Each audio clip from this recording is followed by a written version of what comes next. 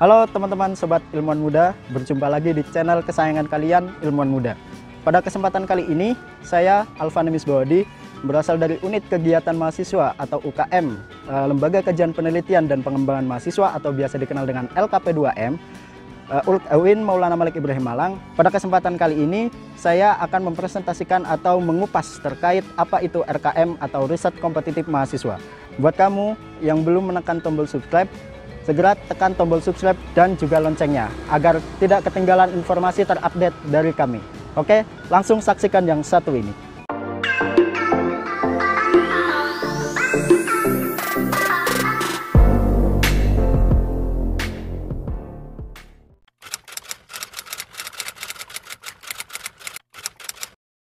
Jadi RKM sendiri atau biasa kita kenal dengan Riset Kompetitif Mahasiswa itu merupakan sebuah ajang kompetisi tahunan yang diadakan oleh setiap fakultas.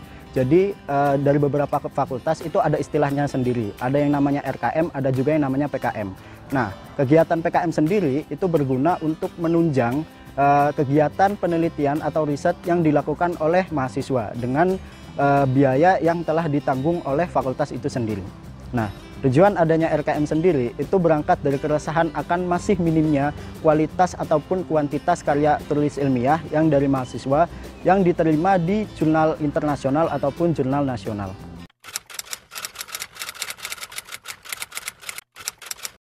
RKM sendiri itu dibuka di antara pertengahan semester genap sampai awal semester ganjil atau di antara bulan Maret sampai bulan Oktober.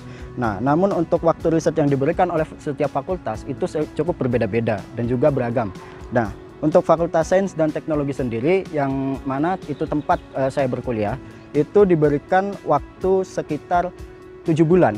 Jadi 2 bulannya itu untuk menyusun proposal dan juga 5 bulannya itu untuk melakukan riset di lapangan. Kemudian waktu yang tepat untuk mengikuti RKM yaitu ketika memasuki ajaran baru semester genap atau di bulan Januari dan juga Februari.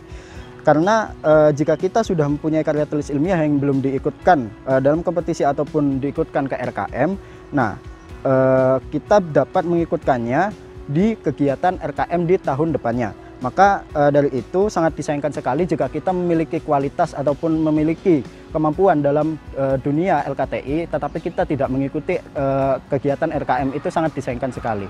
Maka dari itu buat teman-teman yang memang memiliki kemampuan di bidang penulisan, silahkan untuk mengikuti RKM atau Riset Kompetitif Mahasiswa.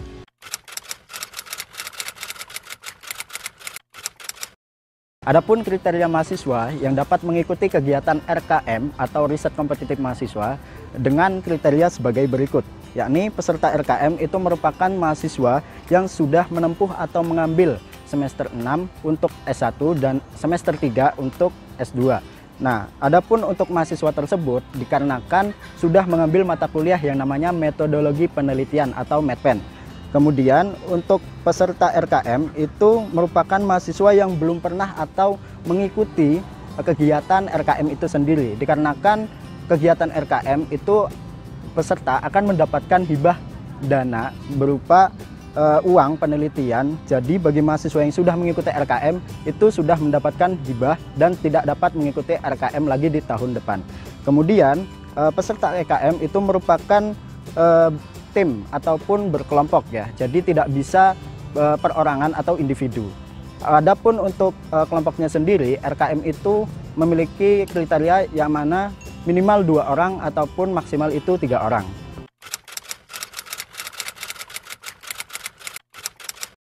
Nah, jadi gini, jika kita mengikuti RKM, ada beberapa keuntungan yang dapat kita peroleh gitu. Yang pertama, peserta RKM itu akan mendapatkan hibah riset atau dana penelitian.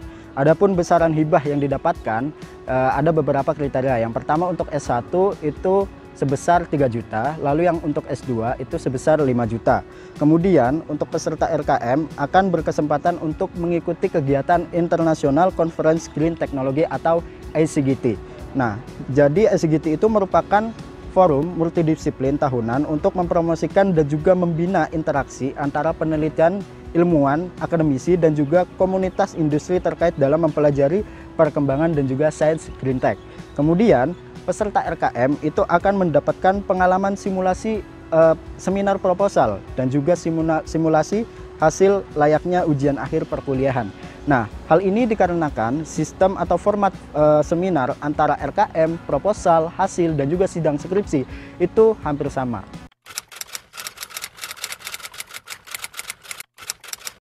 Adapun langkah-langkah yang dapat kita lakukan saat kita mengikuti RKM itu ada beberapa langkah. Yang pertama, yakni kita harus mencari partner yang tepat.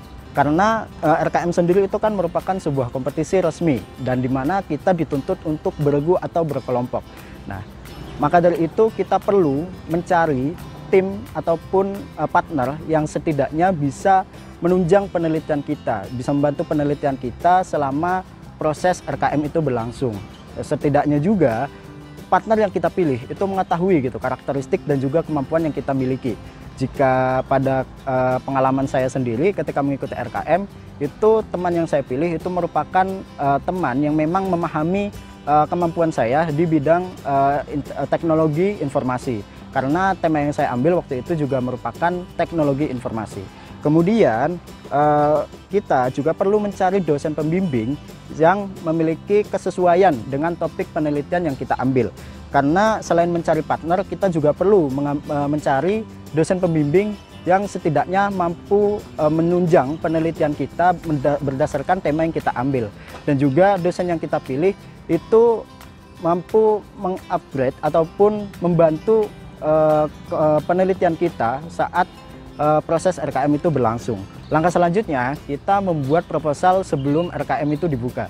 Nah, sebelum memasuki semester genap, di semester 4 dan juga semester 5, itu kita kan sudah mendapatkan yang namanya mata kuliah metodologi penelitian atau METPEN, yang mana tugas akhirnya itu berupa proposal atau mini riset. Nah, untuk hasil proposalnya sendiri itu bisa kita daftarkan atau bisa kita inputkan di kegiatan RKM ketika RKM itu dibuka. Kemudian selanjutnya kita mengikuti seleksi seminar hasil proposal. Nah, jadi ketika kita mendaftarkan proposal yang sudah kita buat, nah kita konsultasikan juga kepada dosen pembimbing apakah ini layak untuk diikutkan ke seminar proposal. Ketika sudah layak, kemudian kita daftarkan di kegiatan RKM. Nah, kemudian kita akan dipanggil ataupun kita dipilih untuk mengikuti kegiatan seminar proposal. Yang mana kegiatan seminar proposal itu dilaksanakan di prodi masing-masing. Nah, untuk kegiatan seminar proposal sendiri itu kita akan mempresentasikan terkait rancangan penelitian yang akan kita lakukan selama kegiatan RKM itu berlangsung. Nah, kemudian selang beberapa hari baru nanti akan diumumkan apakah proposal kita itu masuk ke kegiatan RKM ataupun tidak. Jadi sekian informasi yang dapat saya sampaikan seputar riset kompetitif mahasiswa. Bagi teman-teman yang masih memiliki pertanyaan ataupun masih memiliki unek-unek terkait RKM sendiri, bisa nanti bertanya di kolom komentar ataupun bisa mampir dan juga bisa kepoin di IG-nya @alvan_misbahwe_. Oke, baik, sekian yang dapat saya sampaikan. Terima kasih. Salam dari kami, salam ilmuwan muda. Kapan itu waktu yang tepat untuk RKM itu? Nah, RKM sendiri itu dibuka di antara pertengahan semester genap sampai awal semester ganjil atau di antara bulan Maret sampai bulan Oktober. Nah, namun untuk waktu riset yang diberikan oleh setiap fakultas itu cukup berbeda-beda dan juga beragam. Nah, untuk